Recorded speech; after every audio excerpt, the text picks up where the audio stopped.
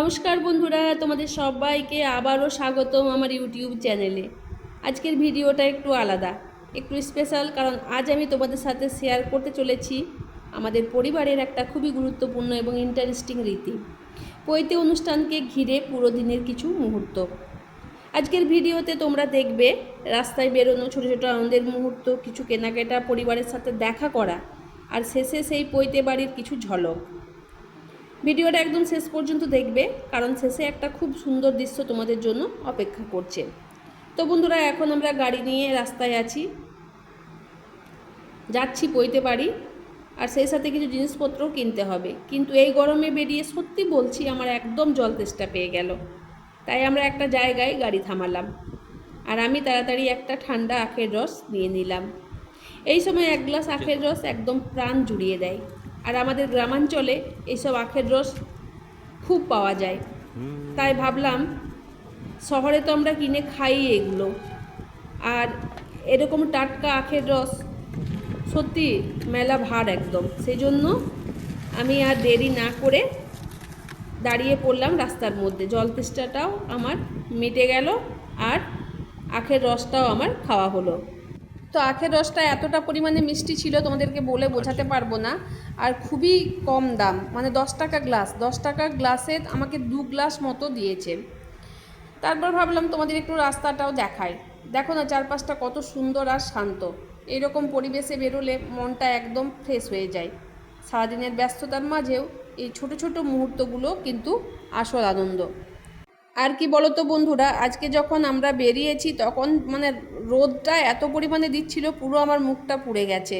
তো কিছুক্ষণ পর তোমরা দেখতে পাবে যে আমার মুখের অবস্থাটা কি হয়েছে। তো আমি ভাবতে পারিনি যে এতটা পরিমাণে রোদ দেবে, তো সেজন্য বাড়ি থেকে কিছু ব্যবস্থা করেই বেরোতাম, কিন্তু সেটা তো আর হয়ে ওঠেনি। রাস্তায় এসে দেখছি যে এত পরিমাণে রোদ, আর আমরা বেশ সকাল সকালই বেরিয়েছি, তাও 10টা হয়ে গেছে বেরোতে আমাদের।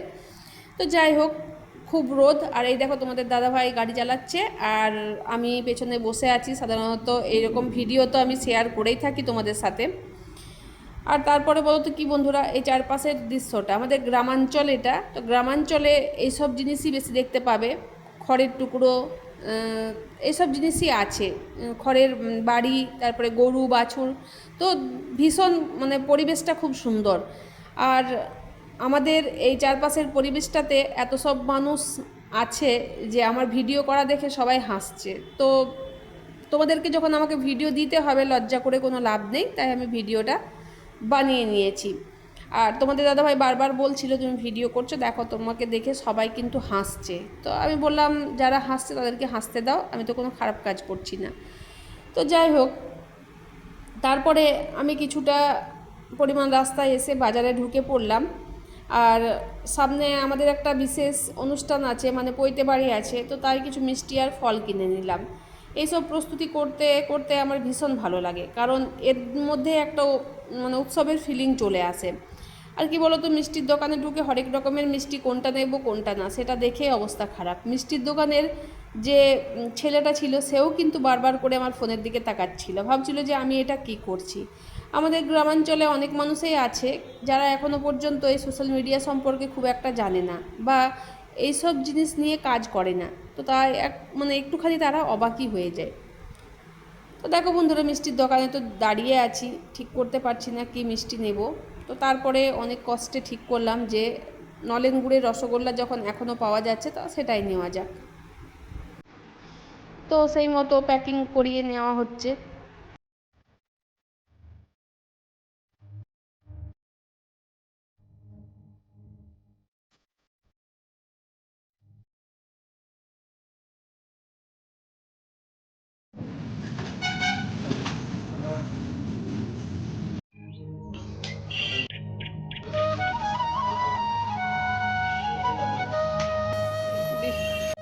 তারপর আমি গেলাম আমার বড়দির সাথে দেখা করতে।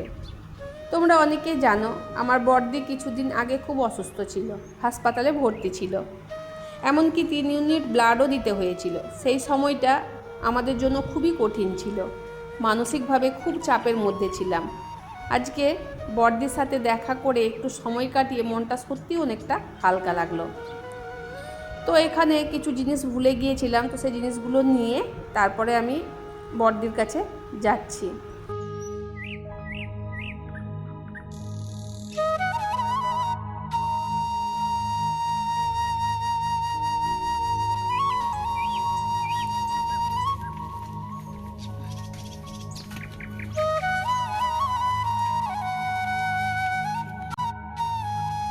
চলে এসেছি বড়দির বাড়ি, আর বড়দির বাড়ি এসেই দেখো এখানে আমি উঠেছি। এখানে আমার জামাইবু সাউন্ডের ব্যবসা আছে, তো সেই জন্য কত পরিমাণে মাইক টাইক রাখা আছে দেখো এখানে।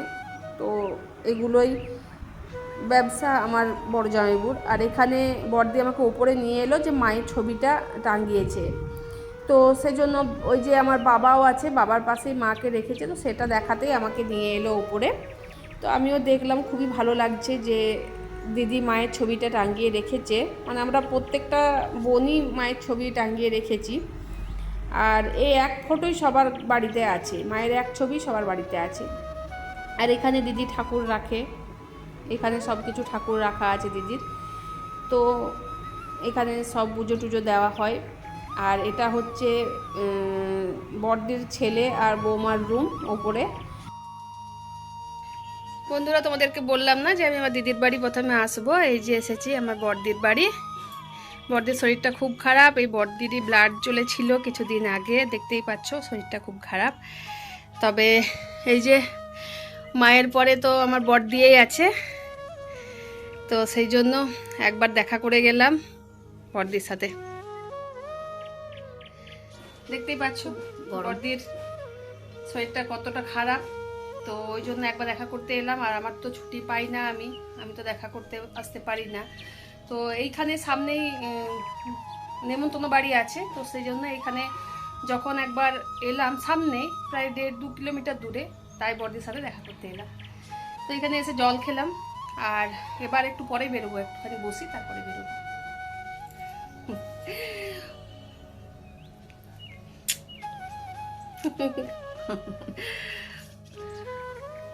আমাদের সব থেকে ছোট্ট বোন এটা, কিন্তু আমাকেই সবাই বড় বলে।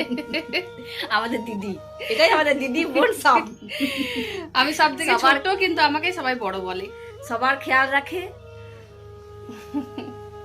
আর খেয়াল আর কই রাখতে পারি, তবে চেষ্টা করি সবাইকে নিয়ে থাকার। আর আমি ইউটিউব জগতেও সবাইকে নিয়ে থাকার চেষ্টা করি, আমার রিয়েল লাইফেও আমি সবাইকে নিয়ে থাকার চেষ্টা করি, যে মানে যতটুকু পারি, কাজের ছুটির মাধ্যমে যতটুকু পারি চেষ্টা করি। এরপর আমি পৌঁছে গেলাম পৈতে বাড়িতে। আমাদের এখানে একটা নিয়ম আছে, ছেলের বয়স যখন 7, 9 বা 11 বছর হয় তখন পৈতে দিতে হয়।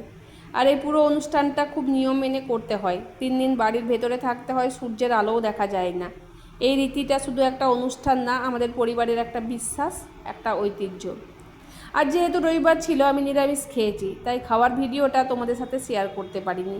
তবে যেখানে খাওয়া দাওয়ার আয়োজন করা হয়েছিল সেই জায়গাটা আমি তোমাদের সাথে অবশ্যই শেয়ার করব। সব কিছু খুব সুন্দর করে সাজানো ছিল, একদম উৎসবের মতো পরিবেশ। তো আমার ননদ আমার পাশে বসেছিল, দেখলে তোমরা, ওটা আমার ননদ। তো ও এসেছে বর্ধমান থেকে, তো চলে যাবে এখন আবার খাওয়া দাওয়া করে। ননদ আর নন্দাই এসেছে। চ্যানেলের নাম হচ্ছে ক্রিয়েশন অফ ঝুমা, ইউটিউবে। দেখো বন্ধুরা, চলে এসেছি আমি এই যে ব্রহ্মচারীর কাছে। আর এখানে সব তোরা সব বন্ধু, দাদা বন্ধু, আচ্ছা, এরা সব দাদা বন্ধু হচ্ছে। আর এখানে ব্রহ্মচারী একাই বসে আছে, এই যে।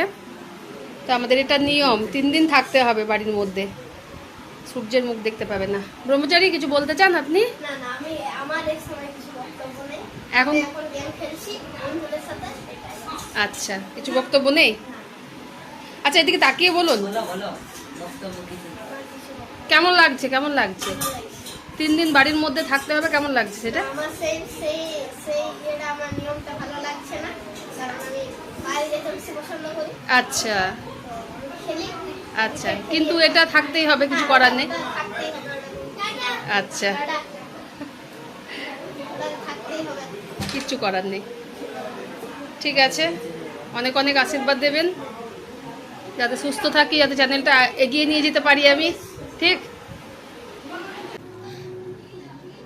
এটা আমার পিসি।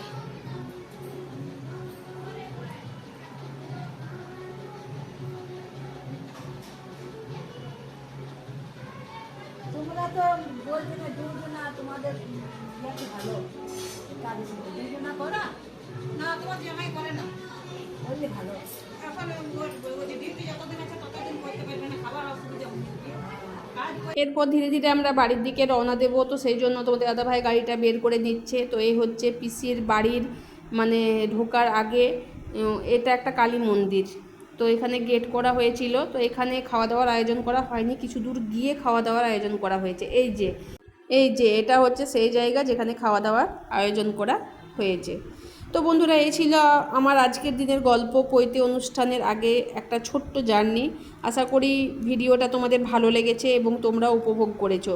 যদি ভালো লাগে তাহলে ভিডিওটাকে একটা লাইক দিও আর চ্যানেলটা সাবস্ক্রাইব করতে ভুলো না। আর তোমাদের মতামত কমেন্টে অবশ্যই জানাবে, তোমাদের ফিডব্যাক আমার কাছে খুবই গুরুত্বপূর্ণ।